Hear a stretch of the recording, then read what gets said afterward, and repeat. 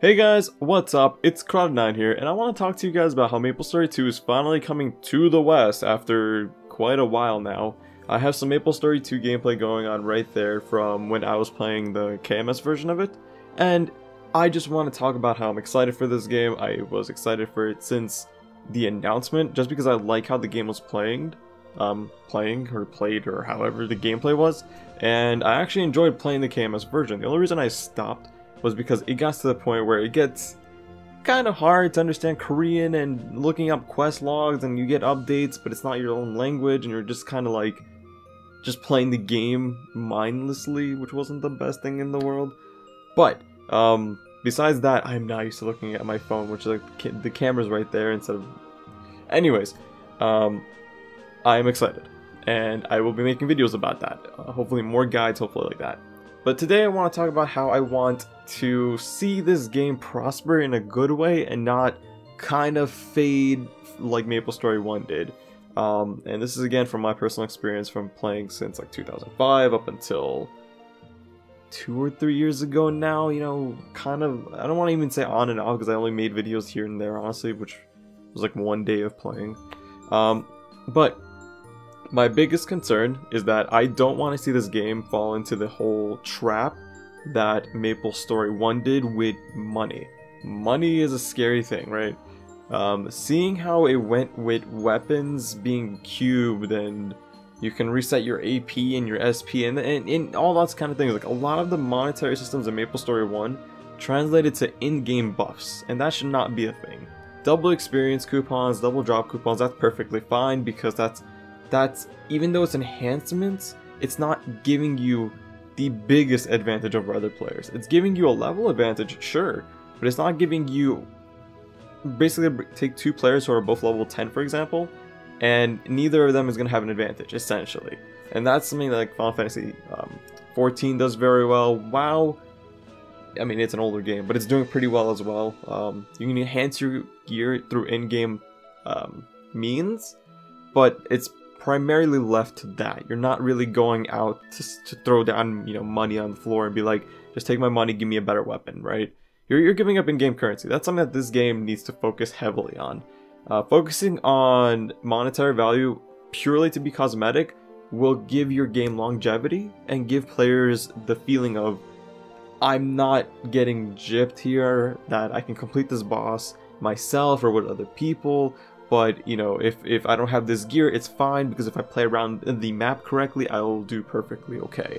And that's something, like I said, MapleStory 1, because it is a 2D game, you can't really play around the map too much. Like, you can dodge skills, and that's fine. But you can't, like, for example, in this one, you can't, like, go around the entire map. Let's say the boss is, like, chasing you. You can still run away from the boss, right?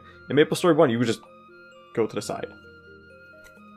So I'm really, really excited for that, because I don't really, like... I don't see MapleStory 1 lasting forever. Well, kind of obvious, it's an MMO. It is gonna last longer than most other MMOs as we've seen. It's been around for like 13, 14 years now. Primarily because it's a 2D sprite game. Sprite games can last longer because the models don't look bad over time. Like, there's gonna be new sprite art styles, but not so much 3D art models, right? Like, you're gonna have some variation. Like, this is kind of like a Minecraft cube world-esque type of thing. But something like MapleStory, the only comparison that I can think of that's an MMO is like Wonder King, which is old as hell. Tree of Savior, which is not the same. That Tree of Savior is more MapleStory 2 style, where it's a top-down view. And that's why I think MapleStory 1 will last longer, but again, it's on a time limit, right? Like, sooner or later, it's gonna stop getting popularity. There's gonna be less and less players, to where the server cost does not maintain the player base. That's just how things work, unfortunately. And I think MapleStory 2 can last a very long time if you focus on cosmetics, if you focus on player interaction. That is something that's really important on any MMO scale. Player interaction, right? If you don't have players communicating with each other, if you don't have them communicating with the company themselves, I'm not saying just report glitches, report bugs. You need to kind of like... What's the best way? You need to hear out your community, right? MapleStory 1 has this issue where it took them close to 7 years to even like acknowledge more player questions, Like, they started doing like that whole Maple Ambassador thing and some other stuff along with it, and it got to the point where it's too late, right? Like, the players who are already like fed up with it are gone, or they're leaving, or they're getting tired that their questions have not been answered for so long, right? Like, if you go watch my Welcome to MapleStory video, I kind of made like a parody about that, where you type in a question, and it's generic responses, but you never hear a real person, or you never hear communication from Nexon, and that's a big problem. Well, lately I have been seeing they've been doing better with the community manager side of things, especially for MapleStory 2, MapleStory M, they've been focusing a lot on that. I have my own gripes with that game, but again, it's a phone game, I'm not going to expect the best things in the world. But I think that if Nexon, like I said, focuses on cosmetics, which is going to be the most important thing in this game, to just give me nice clothing for NX, I will buy it. But I'm not going to continue playing if I see cubes get into the game, right? Knowing that I can enhance my gear with real money, and let's say it's like not that hard to get it with in-game means, that's fine, right?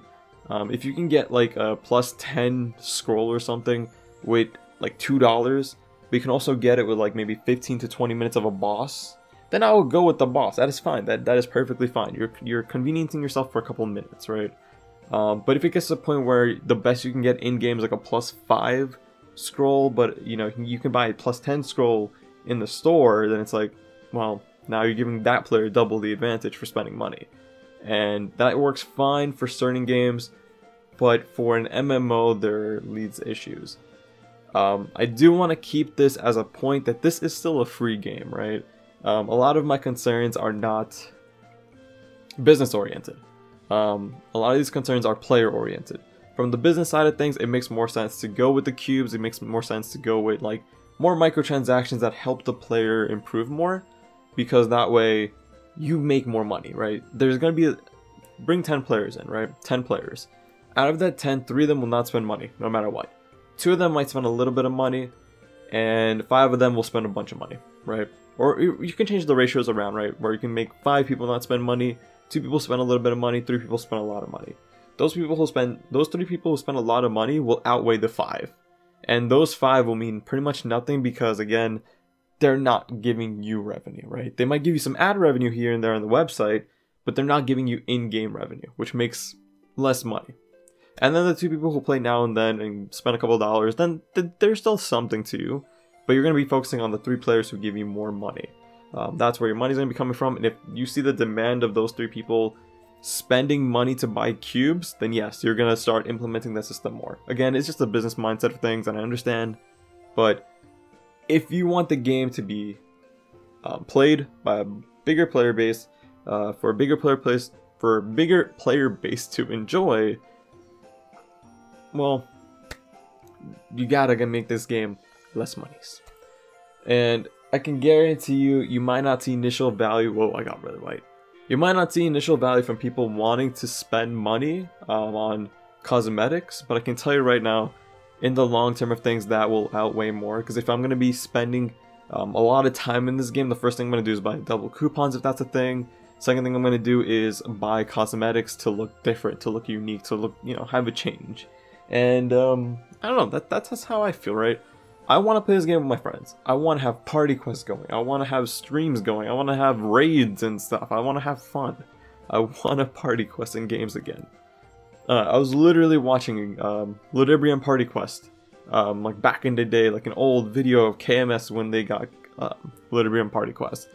And it's a very nostalgic thing to think about how I met so many people, and I'm still friends with a couple of them to this day, about how we just met up at Ludibrium Party Quest, looking for party, got track, or looking for party, I'm a warrior with rage, or I got haste, or I'm a healer. Like, these things were very important to me as a person, right? Like, I enjoyed the interaction with other people's, and that's what I'm hoping this game does, right? Final Fantasy XIV, you get a very minimal aspect of, like, I play Final Fantasy XIV still, and I will say it's a lot harder to make friends on that game than even MapleStory 2 was, and I was playing in Korean MapleStory, and I still made friends.